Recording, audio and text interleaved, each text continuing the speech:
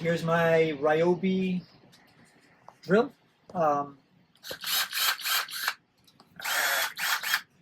It's runs off an 18-volt battery. I think other volt batteries too. Lithium-ion batteries that are rechargeable. I use this thing for absolutely everything. Most of the time I don't use it as a drill. It has it has a clutch, hand clutch that you just unscrew so you can pop in a bit or a screwdriver. You can set your I don't know what they call this, but I guess maybe they call it flux. How much tension you put on it, like whatever you're screwing in. It's got a reverse and a forward.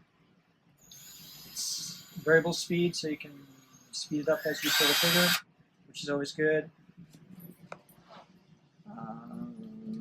2 speeds, fast and slow, 1 and 2. But I use it for absolutely everything. Yeah, I've never used it before, but I just found out it has a level in it. So can you turn it to I show? don't even know if it works. I've never used it before. I never even noticed it. But yeah, so. And you like it? I love it. I use it for everything. It's constantly a lot of fun. It's a great tool. Very happy with it. Had it for years.